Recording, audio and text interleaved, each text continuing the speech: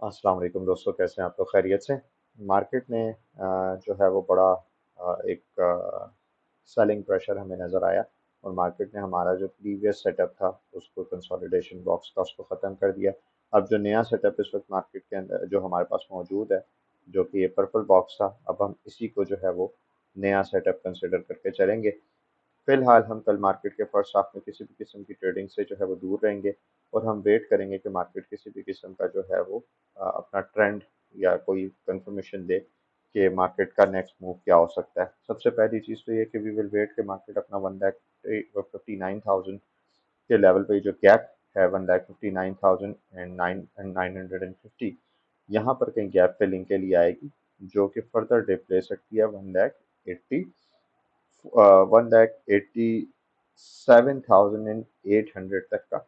तो अगर यहाँ कहीं आके मार्केट जो है वो सपोर्ट लेने की कोशिश करती है और कहीं रुकती है, तो हम कोई नई बाइंग कंसिडर कर सकते हैं। अदरवाइज या तो मार्केट 1,63,500 के लेवल के पास या इससे ऊपर ट्रेड करना शुरू कर दे, तो हम नेक्स्ट ट्रेड जो है वो प्लान कर सकते हैं। अदरवाइज अगर हम एक दिन काम नहीं करेंगे तो कोई बहुत बड़ी क़यामत नहीं आ जाएगी। हमें वेट करना चाहिए 2-4 दिन। अगर मार्केट को हम जो नए प्लेयर्स हैं, खासतौर पे वो लोग जो लोग स्टॉप लॉसेस नहीं लगाते, अगर 1-2 दिन वो काम नहीं करेंगे तो कोई प्रॉब्लम नहीं होगी। मेरा ख्याल है कि सेफ खेलना चाहिए। कल मैं भी फर्स्ट हाफ में इसको सिर्फ मार्केट को नहीं देखूंगा, मैं 1 बजे के बाद मार्केट को देखना शुरू करूंगा कि मार्केट जो है वो किस तरफ जाने के मूड में, जिस तरह जाने के मूड में होगी हम नई बाइंग स्टार्ट करेंगे। फिलहाल जो मेरी वॉच लिस्ट में चीज़ें हैं, मैं आपको वन बाय वन उस पर एक छोटा सा जो है वो ओवरव्यू दे देता हूँ। पहली चीज़, मैं मीज़ान को इस वक्त नज़र में रखूंगा। अगर मीज़ान अपनी ट्रेंड लाइन को जो है वो सपोर्ट लेता है और यहाँ पे नहीं तोड़ता, तो हम मीज़ान के अंदर अपनी जो है वो पोजीशन बना सकते हैं एंड देन वी कैन एम कि मीज़ान जो है वो 500 पे चला जाए। मैं कोई बहुत ज़्यादा सेटअप नहीं करूंगा। अगर मीज़ान ने कल ये ट्रेंड लाइन तोड़ दी तो मैं 400 से 490 के बीच में मीज़ान को जो है वो कंसिडर करूंगा दोबारा बाइंग के लिए। अदरवाइज इस पूरे बीच में मैं कहीं पे भी मीज़ान के अंदर हाथ डालने की कोशिश नहीं करूंगा। पहली चीज़। दूसरा शेयर, जल्दी जल्दी चलेंगे। फैसल बैंक 85 से 83 रुपीज़ के बीच में अगर कहीं मुझे मिलता है, 1.5 रुपये इसमें डिविडेंड लोडेड है, तो मैं मीज़ान बैंक को सॉरी फैसल बैंक को कंसिडर करूंगा। वो भी उस सूरत में कि अगर कल इंडेक्स से सपोर्ट ले रहा हो तो हम यहाँ पर इसको कंसिडर कर सकते हैं। अदरवाइज जो है हम इसको 90 रुपीज़ से ऊपर अगर ये कहीं ट्रेड करना शुरू करेगा तो हम कंसिडर करेंगे विद 100 रुपीज़ का जो है वो टारगेट लेके। अगर कल ये 85 रुपीज़ को तोड़ देता है तो हम अपनी नई बाइंग जो है वो 76 रुपीज़ से लेके 72 रुपीज़ के बीच में जहाँ कहीं ये सपोर्ट लेगा वहाँ पे बनाएंगे। ज़्यादातर चांसेस यही है कि कल ये 83 रुपीज़ पे आके रुक जाएगा। अगर 83 रुपीज़ के ऊपर अगर इंडेक्स सपोर्ट ले रहा हो और 83 रुपीज़ से लेके 85 रुपीज़ के बीच में आपको कल मिले, तो आप इसको ज़रूर कंसिडर कर सकते हैं। एमटीएल के लिए अगेन अब हम एमटीएल को 450 रुपीज़ के आसपास ही कंसिडर करेंगे। अदरवाइज फिलहाल एमटीएल से दूर रहें, क्योंकि इसके अंदर मंथली और वीकली बेसिस तीनों पे जो है वो डाउन ट्रेंड है। मारी ने अपना ये जो ट्रेंड लाइन थी इसको तोड़ दिया है, तो अब ये सेटअप जो है वैलिड नहीं रहा। अब हम मारी का 700 रुपये और 670 रुपये के बीच में जो है वो वेट करेंगे। जहां कहीं मारी जो है अब नेक्स्ट कंसोलिडेशन स्टार्ट करेगा, हम वहां मारी को कंसिडर करेंगे। फिलहाल मुझे उम्मीद यह है कि मारी जो है अब अपनी नई कंसोलिडेशन यहाँ कहीं इन लेवल्स के ऊपर कर सकता है। तो अगर मारी कहीं यहाँ पर हमें 600 700 से लेके 720 725 के बीच में कंसोलिडेट करता नजर आता है, हम यहाँ पे मारी को कंसिडर कर सकते हैं। आइडियली पहली बाइंग 700 रुपये, लेकिन अगर सेफेस्ट बाइंग आप समझते हैं कि कहीं करनी है तो वो 670 रुपये के बीच में हमें मिल सकती है। मारी के लिए भी सिंपल इतना ही। इसके अलावा एफ एफ सी कंसोलिडेशन के मूड में नज़र आ रहा है फिलहाल। अगर हम यहाँ कहीं 670 रुपये से लेके सॉरी एफ एफ सी को अगर हम 775 से लेके 772 के बीच में कहीं ले लेते हैं, तो एफ एफ सी जो है वो it is looking good. But condition ये है कि ये अपनी इस ट्रेंड लाइन को से सपोर्ट ले ले।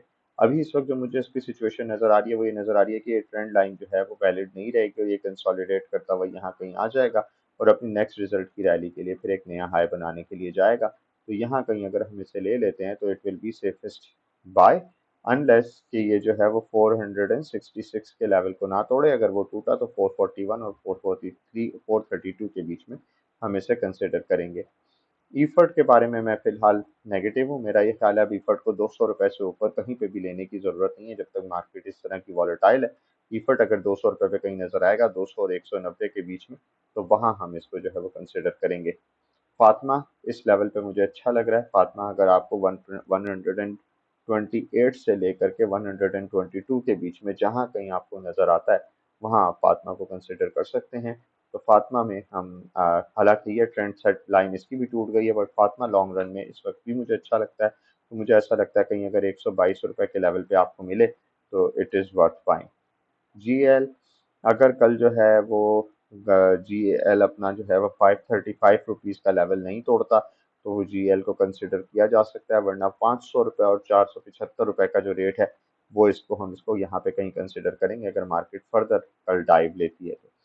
उसके बाद जो है साजियो को हम सिंपल जो है वो 1800 और 1700 इन दो लेवल्स के ऊपर बाय करने का सोच सकते हैं। 1800 पे हम सिर्फ उस लेवल पे बाय उस वक्त बाय करेंगे जब मार्केट जो है वो अपना ट्रेंड पॉजिटिव कर देगी। ये कल भी हो सकता है और आज सुबह भी हो सकता है और कल भी हो सकता है, तो जब भी हमें मिलेगा हम इसे जो है वो कंसिडर कर लेंगे।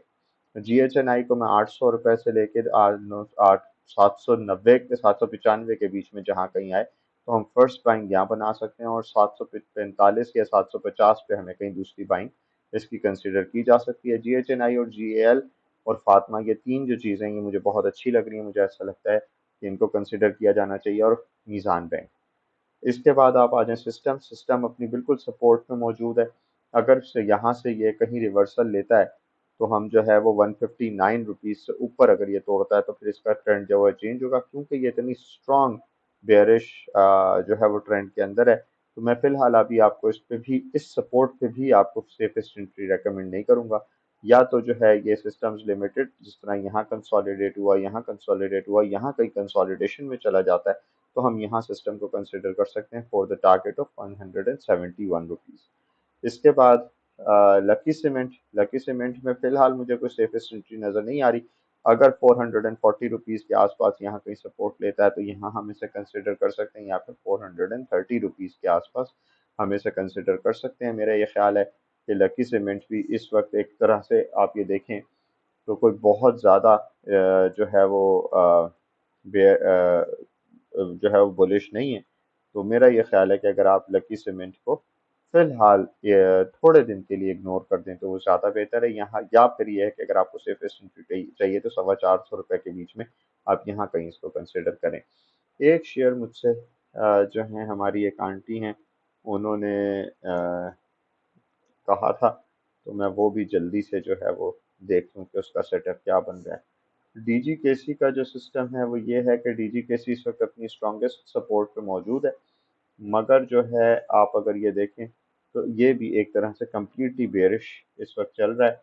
अगर हम एक और ट्रेंड यहाँ से इसका देखना शुरू करें, मैं आपको दिखा देता हूँ कि अगर हम इसका ये ट्रेंड वाला सेटअप दे के चलना शुरू करें,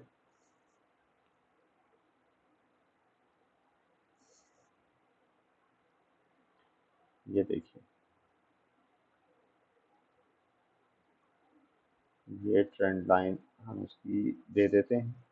ये ट्रेंड लाइन है। तो मेरा ये ख्याल है कि डीजीकेसी को हमें अगर अब फर्दर बाय करना है तो हम डीजीकेसी को फिलहाल जो है वो इस लेवल पे कंसिडर कर सकते हैं। अगर मैं डीजीकेसी बाय करूंगा तो अब 206 रुपये, 206 रुपये, और मुझे ऐसा लगता है कि डीजीकेसी अगर यहाँ कहीं सपोर्ट लेता है 217 रुपये पे, तो फिर हम यहाँ इसको कंसिडर कर सकते हैं। फिलहाल डीजीकेसी जब तक बियरिश है, इसमें जो है अगर आपने स्टॉप लॉस लगाना है तो 229 रुपये का स्टॉप लॉस लगा के आप बैठ सकते हैं। अगर ये टूटा तो आपको आराम से 217 और 206 रुपये, 205 रुपये पर ये मिलेगा। वहाँ कहीं आप इसे कंसिडर कर सकते हैं। इस वक्त अपना हाई लगाने के बाद यहाँ कहीं सस्टेन करेगा। ज़्यादा बेहतर ये तो यही है कि अभी फ़िलहाल डीजीकेसी से दूर रहा जाए। जिस तरह का ये बेयरिश हुआ है, मुझे नहीं लगता कि ये कहीं 217 रुपये से पहले अब कहीं रुके। आज के लिए इतना ही। अगेन ये कोई बाइंग सेलिंग रिकमेंडेशन नहीं, I am not financial adviser. तो आप जो भी अपनी ट्रेड प्लान्स लेंगे, that will be your own decision, और उसकी कॉन्सिक्वेंसेस के आप लोग रिस्पॉन्सिबल होंगे। अब काफ़ी लेट हो चुका है, मैं सोने जा रहा हूँ, 7 बज गए, तो 3 घंटे सोने के लिए। सुबह मुलाकात होती है। अल्लाह हाफ़िज़।